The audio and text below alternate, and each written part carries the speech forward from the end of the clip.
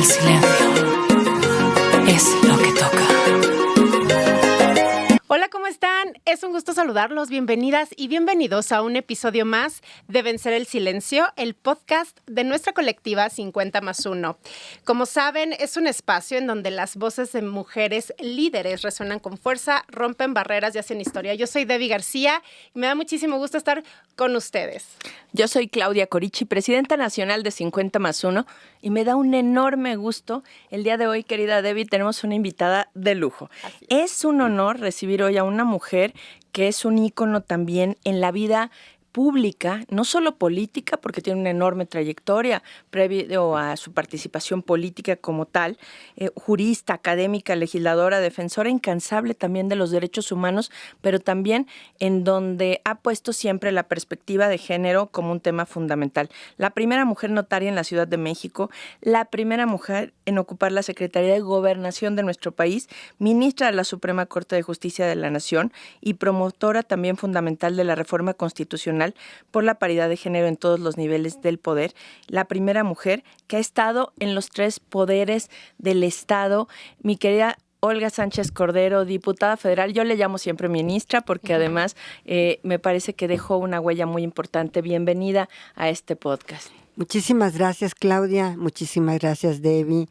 Para mí es un honor, es un placer estar esta tarde platicando con ustedes de los temas que nos gustan, pero además que estamos comprometidas con ellos. Sin duda, y en este podcast, mi querida ministra, diputada federal Olga Sánchez Cordero, lo hemos llamado Vencer el Silencio. Vencer el Silencio porque además es la canción insignia de 50+1, pero no nada más, sino porque además creemos que la voz de todas las mujeres es muy importante que salga, que se escuche. Yo quiero preguntarte un poco, ¿cuál ha sido esta sensación? Empezaste como notaria de la Ciudad de México, de las primeras mujeres en estar en el notariado nacional y la primera en la Ciudad de México.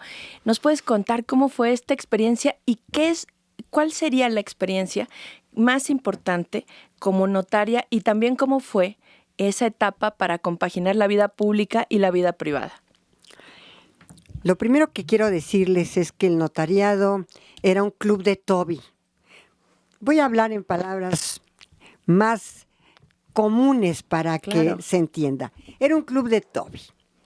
Por supuesto que cada miércoles, 1 de mes, tenían una comida, se quedaban ahí los señores notarios, pues jugando dominó, a las cartas, contándose chistes, sus aventuras seguramente, y pasando el tiempo muy contentos, muy felices, sin que hubiera ninguna intromisa. Sí, claro. ¿No?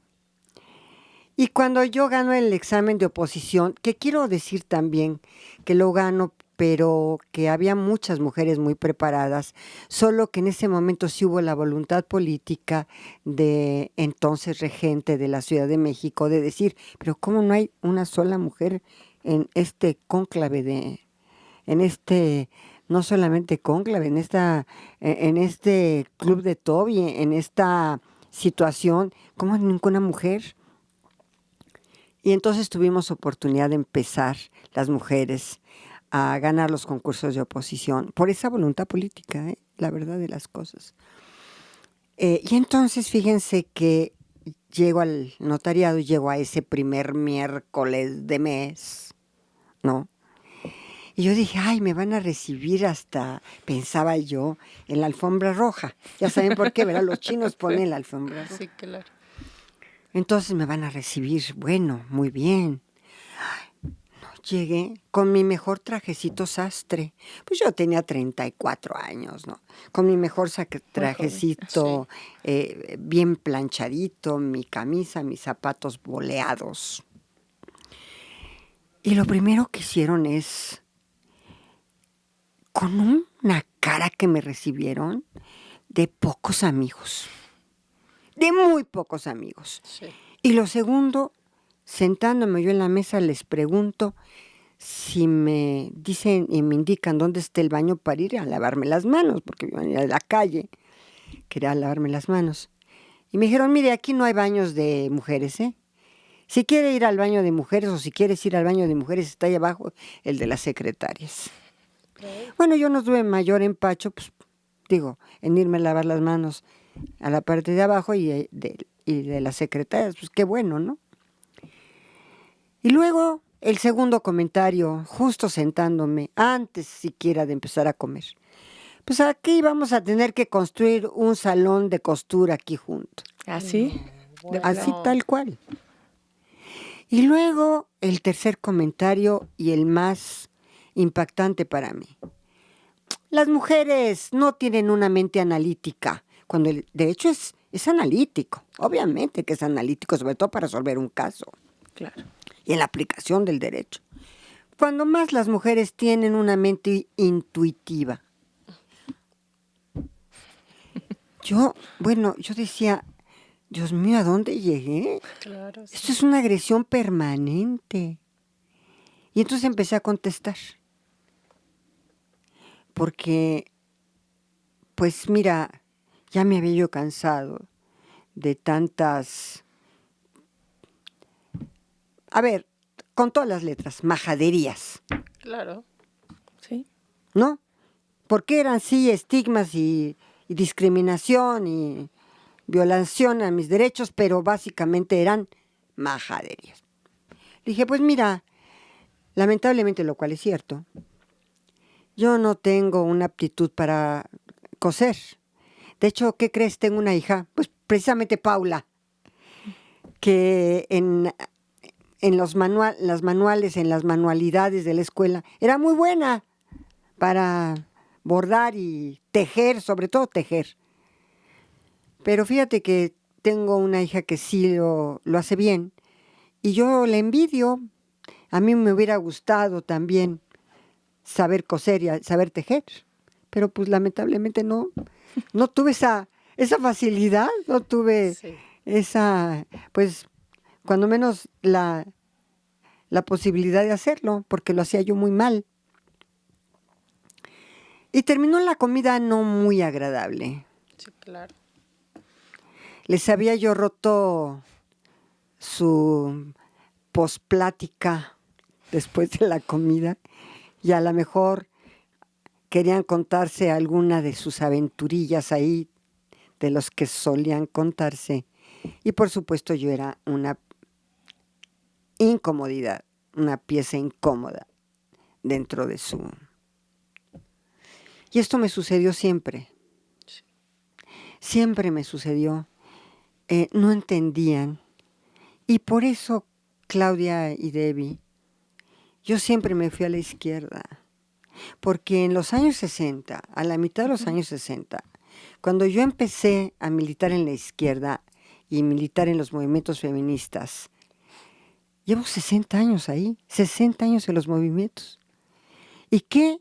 Siendo yo del colegio francés y estando yo muy protegida, ¿qué me orilló a esto? Uh-huh. Que en el primer curso de Derecho Civil en la Facultad de Derecho en 1965, yo vi la simetría normativa entre hombres y mujeres. Uh-huh. Imagínense, el hombre era el quien administraba la sociedad conyugal, no la mujer. Para interponer un amparo requerías tener autorización del marido. Qué barbaridad. ¿Y qué tal si el marido era y qué tal si el amparo era en contra de una resolución que favorecía al marido? Pues claro, ya te vas fregado. No podías contratar entre cónyuges. El domicilio conyugal lo determinaba el marido y no solo eso, solo la mujer podía excusarse de no ir a ese domicilio conyugal si fuera un lugar insalubre. Y tenía que acreditar que era un lugar insalubre. Y cualquier cantidad de normas, por decirte algunas. Bueno, la mujer no podía ni siquiera transmitirle la nacionalidad mexicana al hijo que parió y que nació en el extranjero, porque además solo la podía transmitir la nacionalidad mexicana a su hijo que nació en el extranjero si el padre era desconocido. Así lo decía la Constitución. Y en cambio el hombre podía transmitirle la nacionalidad mexicana a su hijo nacido fuera de territorio nacional. No. Esas eran las normas que teníamos. Imagínate, la mujer que parió a su hijo No tenía derechos. No tenía derecho a transmitirle la nacionalidad mexicana cuando ella lo parió. Y esto fue hasta el 90 y tantos, ¿eh? Sí. Sí, las reformas parece que no, pero son tan cortas que a mí Tan me llaman mucho la cortas. atención como justamente algo que estábamos platicando aquí, Debbie y yo hace un rato, es cómo fue que después de esto llega Olga Sánchez Cordero a la Suprema Corte de Justicia con todas estas ideas, ya además, ya revolucionada. O sea, ya. Revolucionada en todos Ya con toda la sentidos. experiencia, sí, En todos sí, los sí. sentidos revolucionaria, como un motor revolucionario, a todo lo que da, y revolucionaria por todo lo que yo había estado estudiando y vivido, que yo decía, esto no puede ser, porque nacimos mujeres. Y mi madre, otra frase de mi madre, y es así, la decía no por discriminación, sino porque para que yo fuera prudente y tolerante. Calladita te ves más bonita. Por eso me encanta ahora que ustedes dicen romper el silencio. Sí, claro. Porque era la norma. Calladita, hijita, tú calladita te ves más bonita. Y en cierto sentido mi madre tenía esta razón en esta visión que les voy a platicar. Uno es esclavo de lo que dice y es dueño de sus silencios, ¿eh? Eso también. Claro. Eso también. ¿Y qué volvió entonces? Perdón, mi querida Debbie, pero necesitamos saber esto. ¿Qué volvió tan rebelde a la niña Olga? ¿O qué la volvió una mujer, además de este ingreso en la Facultad de Derecho, de ver todas estas injusticias día a día, porque las vivimos todos los días, pero qué la volvió desde más chica o qué fue Desde más en la chica, casa? Desde más chica. Mi mujer, a ver, mi abuela tuvo una experiencia terriblemente dramática porque, imagínate, en ese tiempo, mi abuelo, su esposo, era cristero. Ok. Fue cristero. Sí. Y en una plaza de toros allá en Saltillo, porque ellos todos eran de Coahuila, mi madre también era de Coahuila, en una plaza de toros dijo, viva Cristo Rey. Ok. Y muere el gobierno, obviamente. De ahí salió a Salto de Mata. Claro.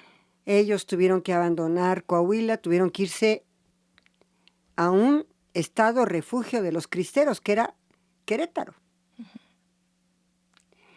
Y así duraron muchos años, porque la guerra cristera duró varios años. Y murieron de los dos lados, ¿eh? Claro. Y mi abuela, cuando yo era pequeña, me dijo, yo creo que ella sí resintió y sí, no solamente resintió, sino que tenía cierto resentimiento del abandono. Porque cuando su marido estaba a Salto de Mata, murió uno de sus hijos de 4 años. Lo sacaron de la casa donde vivían. Se tuvieron que ir a Querétaro. Y fue muy duro. Y un día, platicando mi abuela conmigo, y eso lo voy a escribir en mis memorias, me dijo lo siguiente, qué hueca frase es viva Cristo Rey, cuando abandonas una familia y no sabes si come o no come, si tiene techo o no tiene, si muere un hijo. No lo sabes y la abandonas. Claro. Dice, qué hueca frase. Sí. Y entonces ella realmente, su convencimiento fue irse a la izquierda. Y mi madre también, aunque mi padre siempre permaneció en la derecha. Pero en los 60, perdónenme los que me tengan que perdonar lo que voy a decir, pero en la derecha, en los años 60 o 70, no cabían los derechos de las mujeres. ¡No! Así es. Era un sistema que tenían ellos tan patriarcal como mi papá, ¿no? Y aparte, pues, tan patrimonialista, como si la mujer fuera el patrimonio propio. Sí, sí, sí. Olga Sánchez es entonces la herencia de la abuela. De la De abuela la y de madre. mi madre. Mi madre era una adicta a la lectura. Yo creo que todas las novelas, sobre todo las de Stefan Zweig, las de Taylor Cadwell, las de historiadores, yo creo que se las leyó todas. Porque tú veías a mi madre leyendo y leyendo y leyendo y leyendo. haciendo la comida y leyendo. Y la abuela sacando Increíble. adelante la familia. Exacto. Y la abuela sacando adelante la familia. Como podía. Claro. Entonces, todas estas, digamos, experiencias familiares te van forjando. Y recuerdo muchas cosas, no sé si contarlas aquí, porque Claro, son sí. tantas y tantas experiencias. No, bueno, eso nos ¿Sabes cómo encanta. nos corregía mi abuela? Con los pellizcos de monja famosos. Ay, Ok, sí. dolorosos. Sí. Mi mamá todavía tiene aquí Y un pedacito retorcido. entonces yo le decía a mi abuelita, yo dije, a ver, la próxima vez que mi abuelita me dé un pellizco en una reunión, yo le voy a decir, abuelita, no me des un pellizco. Ok. ¿Y qué crees? Que sí se lo dije. Me pellizcó y yo de inmediatamente dije, todo esto lo voy a escribir, ¿eh? Inmediatamente dije, abuelita, no me pellizques. Y qué me te dijo, dijo? se volteó y me dijo, mientras te sigas portando como te portas, te seguiré pellizcando. Y ahí se acabó la conversación. Claro. Y se me siguió pellizcando. Y me siguió pellizcando. Pero eran como, ahorita los derechos de la niñez y todo lo que es el bullying y todo lo que es no se puede contar ahora. No, claro. No se puede, pero era la educación antes. Así es. Así era. ¿Y sabes algo? Fue buena la educación. Sí, totalmente. Fue buena la educación. A pesar de los pellizcos de monja. Fue muy buena. Y de la chancla. Exacto. Y del chanclazo. Servían. ¿Cómo no? Porque hoy no hay eso, ¿eh? No. Y creo que los niños y los adultos en muchas ocasiones hay que corregirlos. Y estar cerca y estar... Total. Y estar cerca. Y estar dirigiéndolos a buen camino. Totalmente. Bueno, Así es lo es. que yo iba a platicar, que no sabía Está si era increíble. políticamente correcto platicar Está increíble sobre porque esto. son de esas historias que la gente no conoce, pero que hacen que finalmente es parte de tu vida, parte de tu crecimiento como mujer y parte de todo lo que has logrado hasta ahora. Y también queremos preguntarte justamente de esto. Cuando llegas tú a la Secretaría de Gobernación, obviamente tú rompiste una barrera histórica en el Poder Ejecutivo. Era la segunda posición más importante, ¿no?, del gobierno, y que muchos querían. Y tú llegas como la primera mujer. Seguramente vives temas complicados adentro, seguramente vives situaciones complejas con tus compañeros.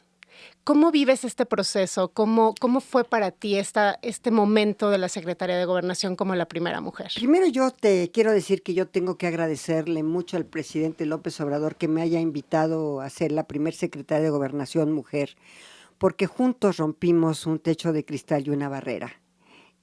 Y yo lo escribí y lo voy a escribir.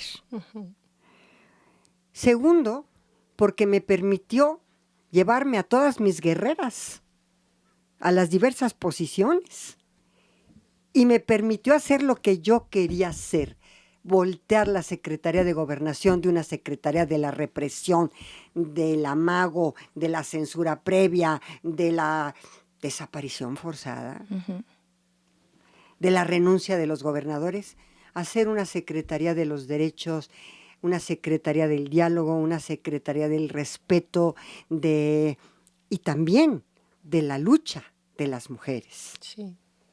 Entonces, yo tenía extraordinarias colaboradoras y te voy a mencionar algunas de ellas. Por ejemplo, Carla Quintana en la Comisión Nacional de Búsqueda. Fue extraordinaria. Tan fue extraordinaria que ya la fichó la ONU para llevarla a revisar las desapariciones en Siria. Okay. Está ahorita en Ginebra y así trabajando para las Naciones Unidas.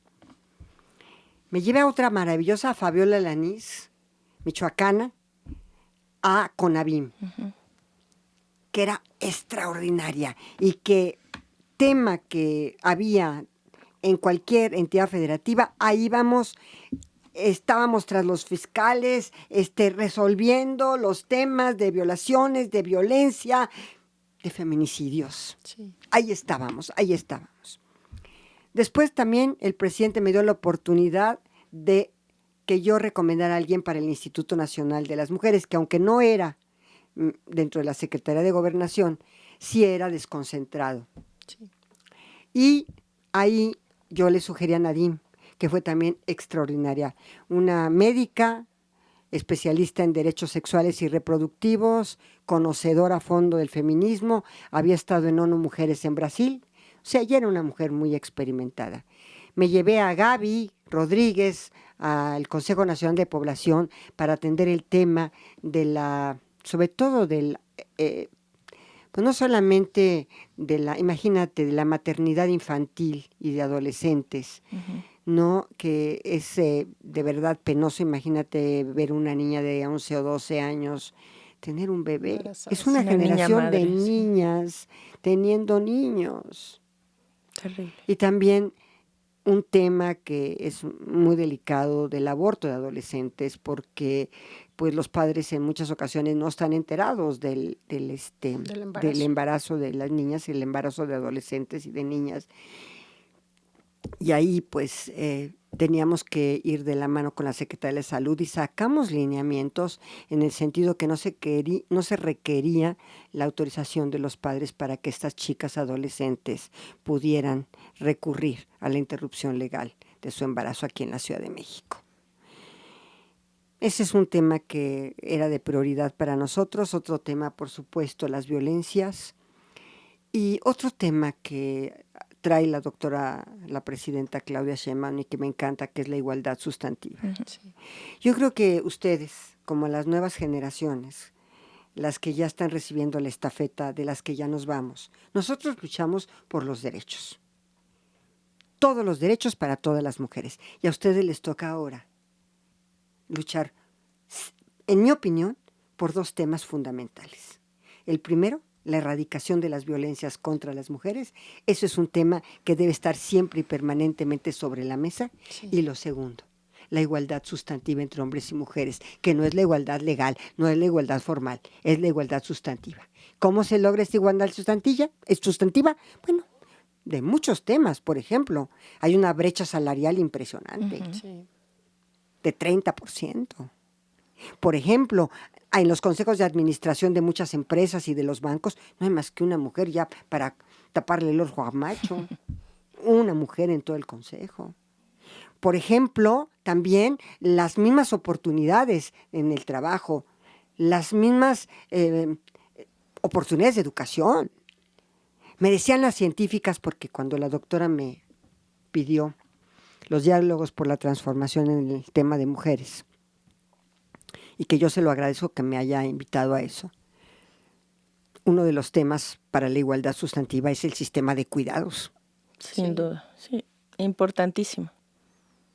¿Por qué es el sistema de cuidados? Porque a través del sistema de cuidados la mujer puede empoderarse a través de ganar sus propios recursos. Claro. Y eso le da una nivelación dentro de la familia distinta. ¿Sabes qué? Como les ha dado a los adultos mayores. Porque los adultos mayores, con ese poquito que reciben de la pensión universal para adultos mayores,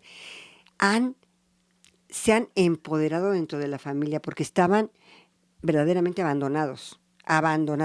Pero ese pequeño recurso los ha reposicionado. Como cuando la mujer trabaja y se reposiciona en el hogar. ¿Sabes qué hicimos de travesura ahí en la Secretaría de Gobernación? Muchas travesuras. Pero hablamos con los que estaban otorgando los permisos para las tienditas Diconsa y Liconsa en zonas rurales, muy pobres. Y les dijimos, dénselas a las mujeres. Claro. ¿Por qué no se les ha...? ¿Sabes cuántas mujeres había titulares de una tiendita? Ninguna. Sí, claro. Increíble. Y les decíamos, miren, ellas pueden cuidar a sus hijos, estar en la tiendita, que es un espacio incluso de su propia humilde casa, y estar al pendiente de todo, de la comida, de esto, vendiendo, en fin, haciéndose de recursos. Sí. Y empezamos con ese programa de las tiendas de Conasupo, dialogando. En otra ocasión, yo vi las encuestas del INEGI, y así, a bote pronto, les dije, aquí hay un tema. ¿cuál? Que no sé qué. Ya ves que son muy profesionales en lo que hacen. ¿Cuál? Yo no veo nada. El INEGI sí es muy profesional. Sí es profesional, ¿cómo no? Sí, mucho. No, Sí. pero que decían ellos, ¿cuál fue el problema? Yo ¿cuál no veo problema? nada. Le dije, a ver, ¿tú tienes las mismas preguntas de violencia para las mujeres del centro, las mujeres del norte y las mujeres del sureste? Y tú con esa misma pregunta estás diciendo que las menos violentadas son las mujeres del sureste, las menos violentadas. Yo te puedo asegurar que debido a la culturización que ya tienen y a la internalización que ellas tienen de que no es violencia, lo que sí es violencia, estas mujeres dicen que no son violentadas, no porque no sean violentadas, a lo mejor son mucho más violentadas que las mujeres del centro de México y del norte de México. Pero ¿qué pasaba ahí? Que ellas no se daban cuenta de que eran violentadas o lo asumían como algo natural y normal. Claro. Sí, sí, sí. Entonces aquí tienes que tener preguntas diferenciadas, porque no puedes hacerle la misma pregunta. La mujer del centro, y sobre todo la mujer norteña, sabe perfectamente bien cuándo está siendo violentada y perciben las violencias aquí, Sí. porque son violencias a veces soterradas, violencias emocionales, violencias económicas, violencias de autoestima, violencias de narcisistas. Y además porque las violencias están más acostumbradas quizá en el centro y norte a tener su propio recurso, a poder También. estar en estos sectores donde se dan cuenta también de lo que está pasando y además tienen menos dependencia. Pero tú decías, querida Olga, algo muy importante, el tema de la violencia. Yo te quiero preguntar algo, porque lo preguntamos no solo a todas nuestras invitadas, nos lo hemos preguntado a nosotras mismas, esto que se está viviendo, esto que se está viviendo que además está más allá de las fronteras de México, es decir, esta cultura patriarcal que incluye la violencia. Y yo te quiero preguntar a ti, ¿has vivido qué tipos de violencias en tu vida y cómo has logrado vencer el silencio? Primero lo que tienes que hacer, a pesar de ser una niña, a pesar de ser una jovencita, una adolescente, o en mi caso ya como adulta mayor, tienes que conocer el tema de las violencias. Y eso no se conoce fácilmente, porque las tenemos internalizadas. Entonces, darte cuenta, es como me decían que la sociología como ciencia se creó prácticamente en el siglo XIX, XVIII, XIX, ya en el XX más, porque es como el pez. El pez está dentro del ambiente del agua y no se da cuenta cuando sale de ese ambiente del agua lo que es estar fuera del ambiente, de su ambiente, ¿no? Bueno, pues esto es lo mismo. Es decir, fíjate, tienes prácticamente que salirte de tus propios miedos, de tu propia cultura que tienes asimilada y culturizada y internalizada desde pequeña, desde que naces, porque naciste mujer, porque naciste niña. Sí. Y darte cuenta entonces, como que salirte de eso para poder observar las violencias de las que estás siendo objeto. Claro. Que son muchas. Que son muchísimas, muchísimas, pero que no las percibes precisamente por eso, porque es natural. Una vez alguien me decía, una mujer que le pegaban, porque todas estas violencias son en todas las clases sociales, en todas las ideologías, en todos los partidos, en todos lados, violencias. Y me decía alguien que estaba acostumbrado a unas violencias terribles, me dice, es que yo creo que mi marido ya no me quiere porque ya no me pega. Ay, no, bueno, sí. A ese grado. Y tú dices, eso es irracional. Sí, pero para ella sea normal. Pero para ellas estaba normal. De hecho, solamente así pensaban que realmente había afecto y cariño. Un día Llegué a Chilpancingo a tratar de convencer a las diputadas. No era secretaria, ni creo que era o notaria, o estaba yo ya como ministro, como magistrada del Tribunal Superior. Iba yo a convencerlas para que se despenalizara el aborto durante los primeros 3 meses. O sea, la interrupción legal en los 3 primeros meses. No, ya tenía yo un coro ahí de mujeres pro vida que no me la acababa. Sí. Pero hubo una voz que me llamó mucho la atención, de una mujer rural, no sé si indígena, pero rural, sí, en donde su madre había tenido 11 hijos o 12 hijos. Okay. Y que seguía teniendo hijos. Y que entonces un día la mujer ya estaba tan harta de tener hijos y de embarazarse y de todo, que al padre de esta chica, era diputada, al padre de esta chica le puso vidrios Ay, no. en el colchón Porque no se quisiera al marido acostar. para que no la molestara. Ya, de plano, ya. Pero no me toques.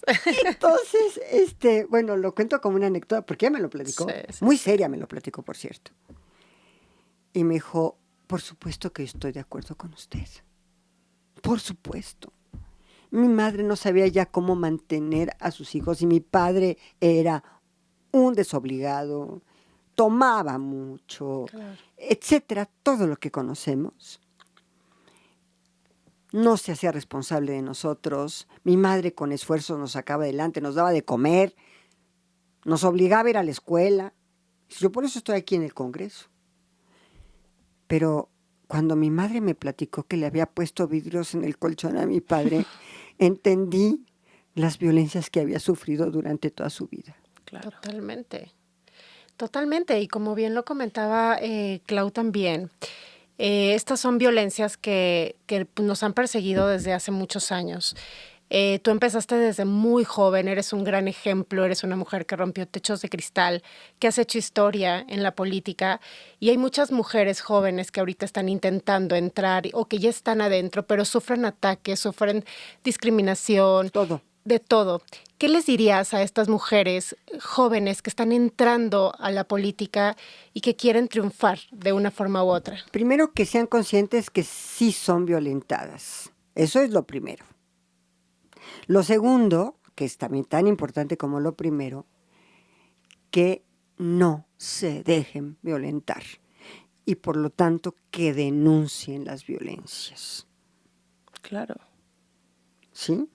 Siempre, es que le vas a deshacer la vida al violentador, al agresor, al acosador, sexual o laboral, en fin. No, a ver, espérate. No puedo decirlo. Hay que vencer el silencio. Hay que vencer ese silencio. Yo eso se los diría, definitivamente, porque van a seguir siendo violentadas. Mire, no sé cuánto tengo tiempo. Adelante, querida. Adelante, todavía Tiempo tenemos. Sí. Mire, fíjense ustedes en este sistema patriarcal, a propósito de las violencias políticas. Lo primero que teníamos que tener en las fórmulas, mujeres y hombres, y que el igual número. Ok. Pero ponían a la mujer de pantalla y al que iba a quedar definitivamente como diputado o senador como suplente. Uh-huh. ¿Y se acuerdan de las famosas Juanitas? Juanita, Sí. sí. ¿No? Entonces, las mujeres, muy envalentonadas y muy asertivas, dijeron, las fórmulas mujer-mujer, hombre-hombre. Correcto. ¿Pero qué pasó entonces? Porque así fuimos, venciendo obstáculos, ¿eh? Sí. Y ustedes son testigos de esto. Entonces, ¿qué pasó? A los distritos perdedores de ese partido político mándenlas. Sí. Y así tenemos igual número de mujeres Quedamos. que de hombres candidatos. Y mujeres de fórmula mujer-mujer, hombre-hombre. Ok. pero mándenlos a los distritos perdedores. Sí. No, bueno, era la práctica. Ve. O sea, ya que te tapé lo de las Juanitas, ya que legalmente ya no lo puedes hacer, ahora vas a mandarlas ahí. Otra vez, otro caminar. Y luego sin recursos. Y sin recursos. Otro caminar aquí. Bueno, el siguiente. Bueno, la ley los obligó. No, pues ahora sí que, o sea, los distritos también ganadores, sean igual proporción. Distritos ganadores, distritos perdedores, y ahí vamos, campechaneando, ¿no? Y luego vamos con las gobernadoras. No. Aquí no dice que también hay paridad, porque es una mujer titular de un gobierno, es una sola mujer, una sola persona. Sí. Entonces, ¿quién me va a obligar a ser paritario? Claro. Si no dice la norma que vamos a ser paritarias en relación a las candidaturas de gobernadoras, porque es una sola posición. ¿Cuál paridad? Claro. Paridad es cuando hay dos posiciones, por supuesto, ¿no? Sí, O más. Pero una, ahí vamos. Nuevamente a la cargada. Ya la revolución.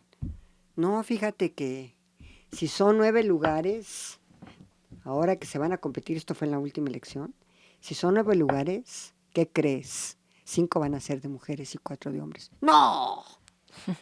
¿Cómo? Y los partidos políticos se resistían, 5 hombres y 4 mujeres. Y entonces me habla Citlali y me dice, oye, tenemos problemas porque ningún partido político quiere 5 candidatas mujeres y 4 hombres. Digo, te hago un video. Y le hice un video que debe de haber por ahí.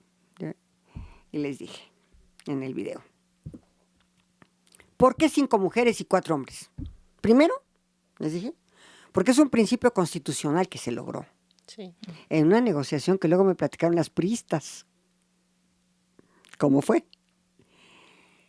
La paridad en la Constitución. Le dije, porque es una norma constitucional, pero más allá de la norma constitucional, es un principio constitucional. Es un principio y una norma. Uh-huh. Y como norma y principio, irradia todo el sistema jurídico, toda la norma secundaria, y tienen que acatar la paridad. ¿Y por qué digo que 5 en esta elección y 4 hombres? Porque históricamente hemos sido discriminadas. Claro. Y entonces, para lograr ser paritarias, tener igual número de gobernadoras que de gobernadores, pues tenemos que recurrir a que hoy en día sean 5 lugares para mujeres y 4 para hombres. Porque cuando yo llegué a la Secretaría de Gobernación era una sola mujer gobernadora, Claudia Pavlovich, ¿recuerdan? Sí. Y acababa de ganar la jefa de gobierno, Claudia Sheinbaum. Por cierto, las 2 Claudias, las 3 Claudias. Las Claudias. Se les digo, ya vamos a ver a Claudia. Hashtag Claudia. ¿No? Soy Claudia. Soy Claudia. Y entonces teníamos esas nada más. Y bueno, ya 3 años, ¿cómo logramos las gubernaturas? Y ahora, pues vamos a continuar.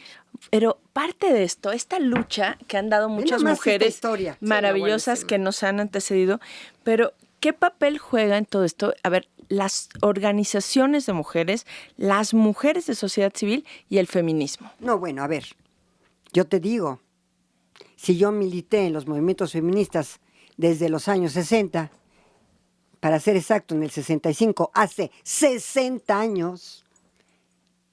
Es que sin los movimientos feministas, sin estas manifestaciones, sin esas organizaciones, no hubiéramos logrado. Porque estamos allí, y estamos allí, y estamos allí. Y te pongo el último ejemplo. En la integración del cabildo. Decían, sí, paridad vertical. Y yo dije, no, paridad horizontal. Sí. Y ahí tuve en la corte, ahí sí tuve un encontronazo. Porque ellos decían paridad vertical. Ah, sí, ¿verdad?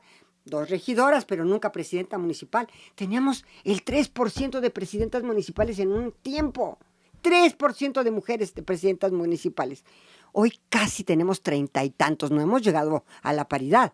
Claro. No, pero ya muy buen número. Ahí vamos. Por lo menos en la paridad, en términos políticos, ahí van las cosas. Ahí van. Exacto. Pero las organizaciones sociales y los movimientos feministas, por supuesto que nos ayudan. Mira, a veces...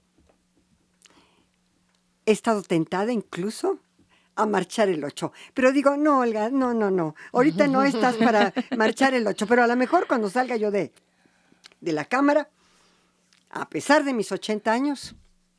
Vamos a marchar Ahí en el estará con contingente de 50 más 1, porque es orgullosamente también 50 más 1. Entonces ya, terminando esta legislatura, me voy a incorporar a las marchas del 8 de marzo. Eso, ahí vamos a tener a Olga con nosotros. Sí, y con ustedes, con el contingente de 50 más 1. No, ¿Por hombre, qué? nos va a encantar. Porque no vamos a dejar de marchar el 8. Así es. Y vamos a, pues desafortunadamente el tiempo se nos está viniendo Sí, encima, caray. pero queremos aquí les hacemos algunas preguntas también de recomendaciones que son para todas las colectivas, pero no solamente hombres y mujeres que están escuchando y también y viendo el podcast. Olga Sánchez Cordero, un libro que haya marcado o que quieras recomendar. Yo tengo muchos libros que he estado leyendo. Muchos. Un libro que, Simone de Beauvoir, sin duda, es un ídolo, un ícono. Simone de Beauvoir y Veil, la parlamentaria francesa, Simone Veil. Mira, son mujeres que entendieron el feminismo. Hay quienes no entienden, no saben y no conocen los movimientos feministas y atacan al feminismo y a los movimientos feministas de nosotras, porque yo me incluyo en 50 más 1, de nosotras como adversarias. Sí. Porque no lo entienden. Así es. No entienden que nosotros lo único que queremos es una igualdad. No entienden que nosotros lo que queremos es erradicar las violencias en contra de nosotras. Eso no lo entienden. No entienden ni siquiera porque no se atreven a desvelar las asimetrías entre hombres y mujeres. Sí. Incluso yo me fui a la izquierda, como tu mamá se fue a la izquierda, por los movimientos feministas. Claro. Porque en la derecha, en los años en que yo empecé a luchar, en la derecha no existía eso. Era un régimen patriarcal de la derecha, un régimen patrimonialista de las mujeres, otra cosa. Y la izquierda no. Por eso me fui a la izquierda, igual que tu mami. Sí. Porque tu mamá y yo hemos platicado mucho sobre nuestras historias. El feminismo además es la defensa también de los derechos humanos, de todas Por las personas supuesto. y el reconocimiento de las mujeres. Bueno, cuando me dicen, es que todos los derechos son para todas las mujeres, es una verdad de perogrullo. No es cierto. No todos los derechos eran para todas las mujeres. No es cierto. Deberían ser, pero no son. Deberían ser, pero no lo son.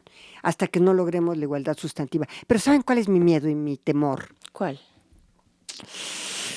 Que hay un movimiento que está acechando todo lo que hemos logrado en el mundo entero. Veamos a lo que está viviendo ahorita Argentina. Sí. Veamos lo que están viviendo otros países europeos que están ya con una tendencia muy clara, ¿sí?, a volver a disminuir nuestras posibilidades. Los derechos se pelean todos los días. Por eso no hay que bajar la guardia. Totalmente. Y es una de las recomendaciones que yo les diría a tu auditorio y a todas las mujeres. No se puede bajar la guardia y no se puede seguir en la lucha, porque en cuanto dejemos la lucha y bajemos la guardia, ahí está el acecho para regresar y regresiones de nuestros derechos, para regresar a lo que no teníamos. O a Así retroceder es, incluso. totalmente. como- Retroceder. Que eso es lo que muchos luego quieren, ¿no? Ah, no. Bueno, ve. Totalmente.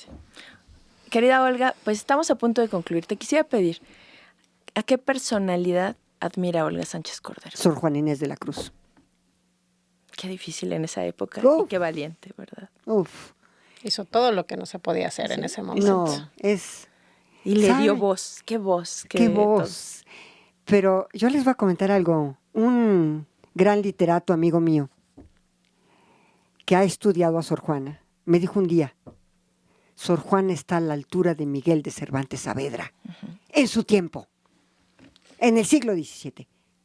Pero porque era mujer, No se lo reconocían. no le han reconocido la altura que tiene como literata, como poetisa, como avanzada.